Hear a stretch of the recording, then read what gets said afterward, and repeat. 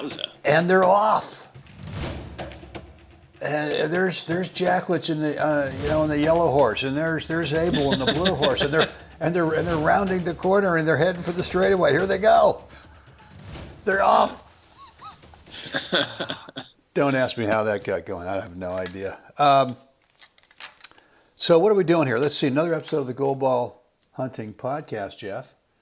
Yes, here we are. And I'm not going to ask you for the weather report because it's always the same. I mean, it's like you're the guy in San Francisco who goes, and the weather today is going to be foggy and 62 degrees. Right. Well, that guy's been saying that for the last 17 years. So, well, I guess it's just appropriate as we lead into Wimbledon, right? English weather, and all that, true. right? That's right. That's right. Cool. Well, listen, guys, another episode of the Gold Ball Hunting Podcast. Thank you for hanging out with us. Jeff and I, this is, I don't know, episode number 162? 161. And the beat goes on. The beat goes on. And we have committed to do 365 of these before we either go, this sucks. Yeah, shoot me. Or, it's not because of you guys out there listening, it's because Jeff's become so sick of my mug on a daily basis. He's going, I can't. Or vice versa. I can't take happen. it anymore. I've had enough. And we're getting close to almost halfway there.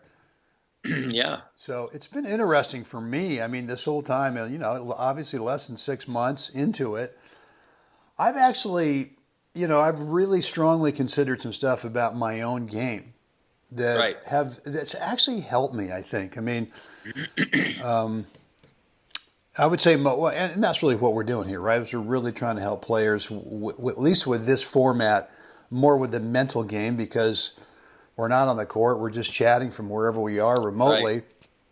And so we're talking much more about the mental game than about technique or about strategy and tactics. But for me, it's helped me kind of calm down a little bit. And I kind of like that feeling. I mean, I like the feeling, especially with some tight matches that I played last week in the hard courts, some long three-setters where you kind of get into the battle and things are not going like they did the day before, where you're going through a guy who actually won the event a few years ago and you're on cruise control, 3 in love. Yeah. Where there's just nothing going wrong. And then the next day you're playing a guy where now it's a 2-hour, 45-minute 3-set battle where I just sort of trusted.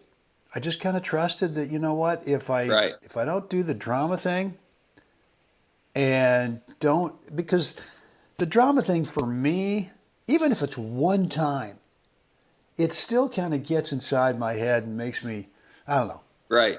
So anyway, I just want to say that, the first almost 6 months of this stuff has been good for my game. I'm assuming that, a few of our other listeners and viewers have had some decent results too, some good epiphany moments.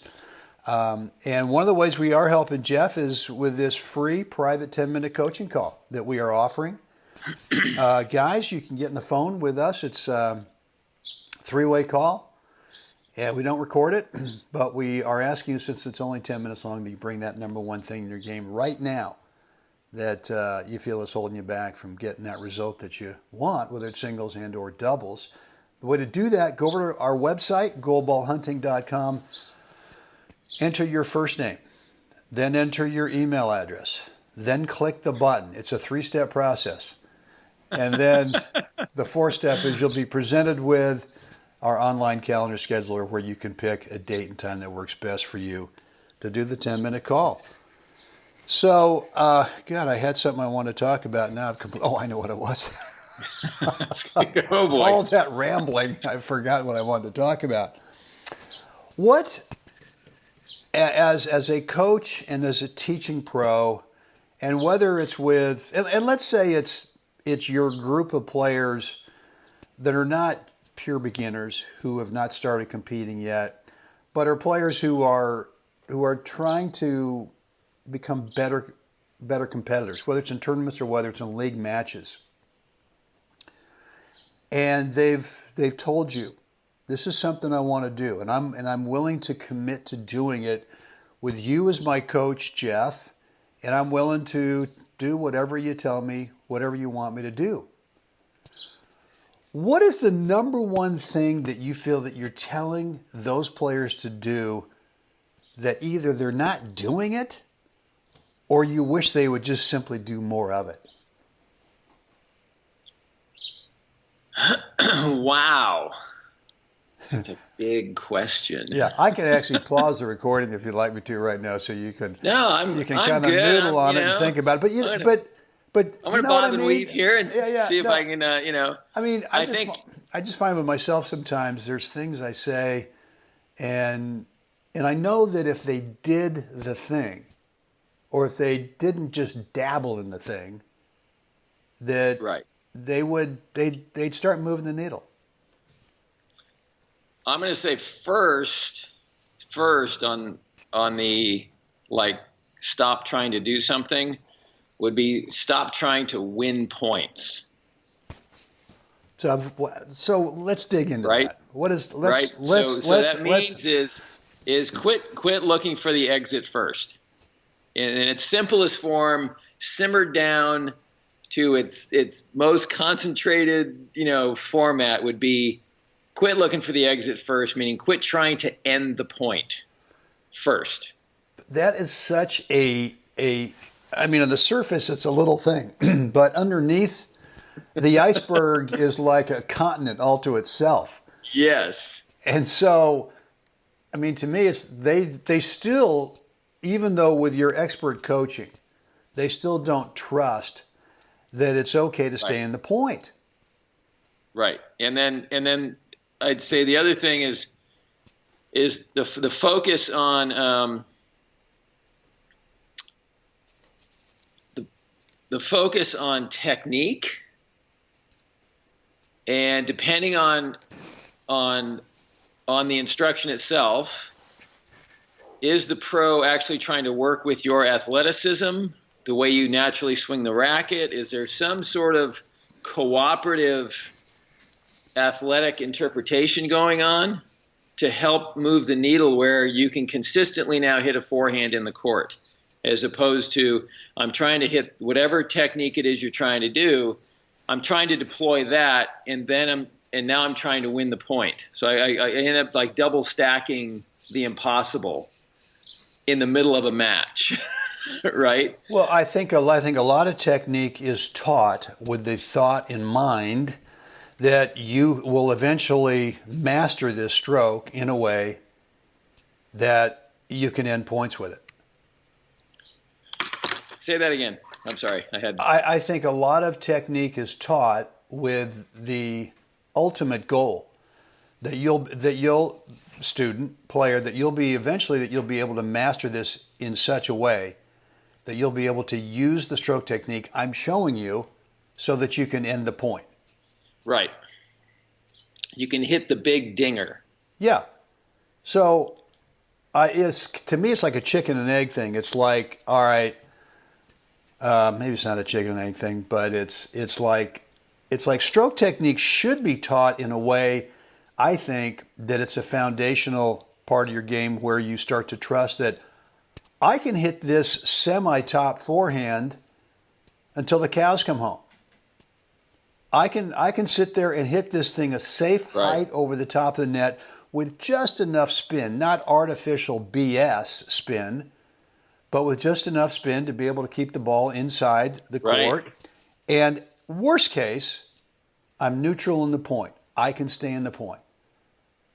And occasionally, if I go for a little somewhere outside of the middle third of the court, maybe the ball bounces twice over there. Whoa. I guess they call that a winner. Right. The ball bounced twice. So it's a good point. Yeah. I mean, I think that's really a good thing for players to try to think about doing more of, which would be, what can I do to stay in the point longer without being, a total pusher? Right.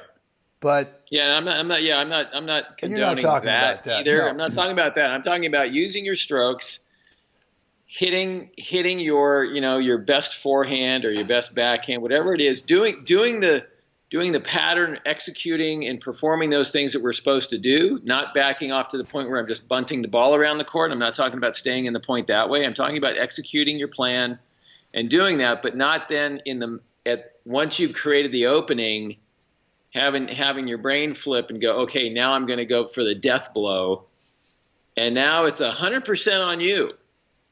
I make it or I miss it. You're not allowing your opponent to participate in the right. And so, if I was going to tell somebody, tell a player as well, to continue doing something is, it's really great. Every time you stayed in the point and pushed this guy to the rallies that were in the 4, 5, and 6 range, he seemed to get a little jumpy, and he looked for the exit first, and he started to really stack up the errors. He started to throw a lot of points at you, and players sometimes don't recognize that they're staying in the point just one more shot. And we're not talking about 12-ball rallies all match. We're talking about just pushing that envelope to 4, 5, and 6. I know that sounds incredibly short, and it is, but listen, player thresholds are real. And I know when I'm playing a guy and just kind of go, I just need to hit the ball back one more time, and this guy's gonna handle it for me. Right.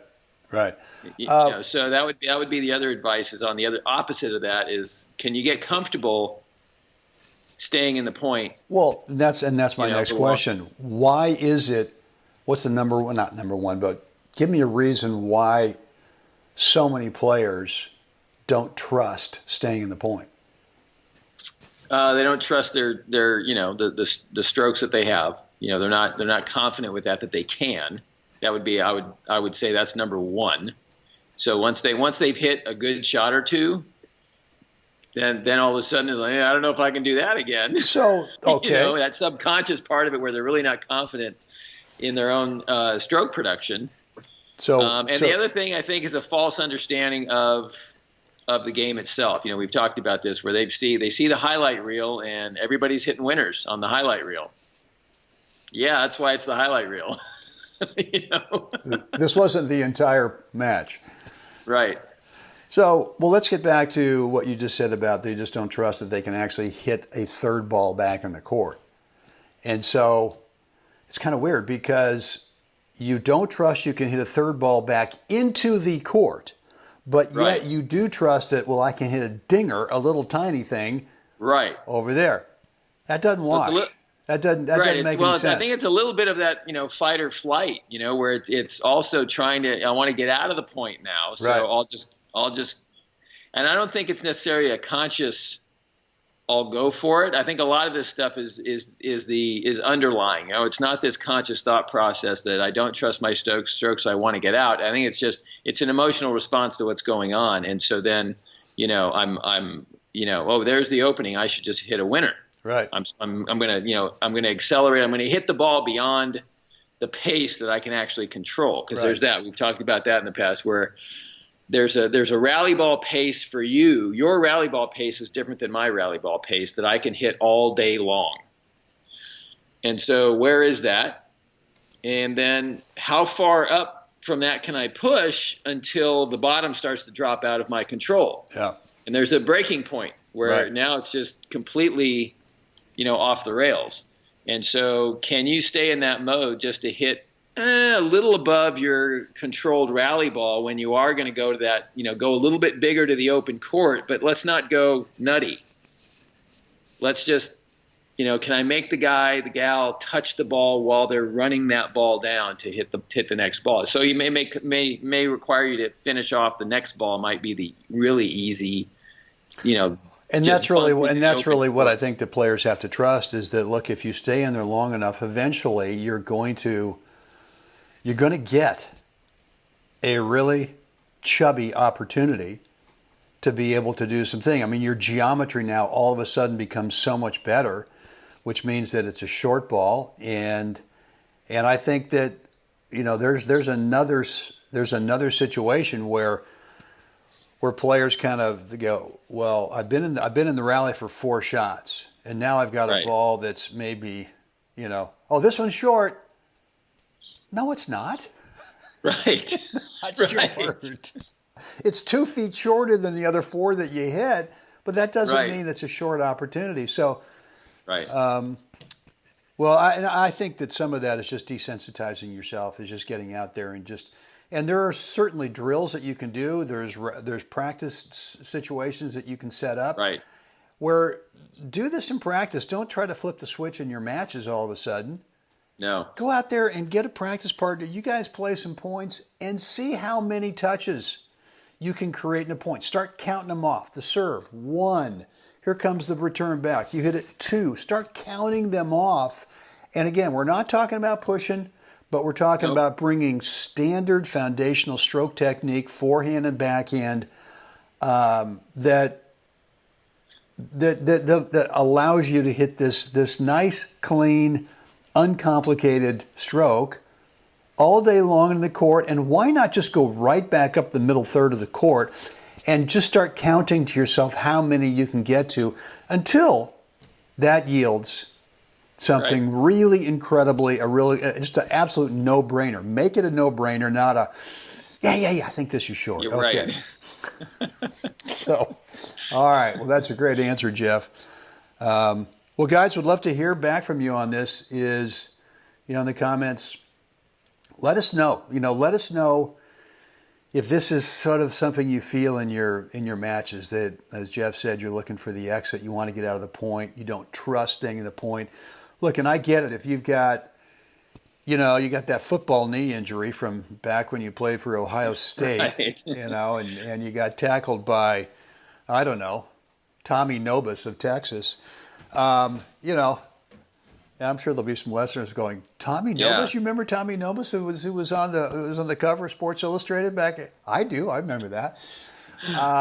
Anyway, just kind of what's going on with that, in your game. And it's just not singles. It happens in doubles too. Players Totally. are trying to get out of the point. They don't want to stay in there. So, well, listen, free coaching call, private, the 3 of us, conference call. Go over to goldballhunting.com, first name, email address, click the button, and then you'll get access to the calendar where you can schedule a date and time that works best for you. Jeffrey, what would we like to find folks to do at this moment in their lives? Like us, share us, please subscribe. Let us know what you think down below. Outstanding. Guys, get out there today. Just do it. Go on. Get out there today. Help someone else have a spectacular day. I know we're going to do this again tomorrow. I can't wait.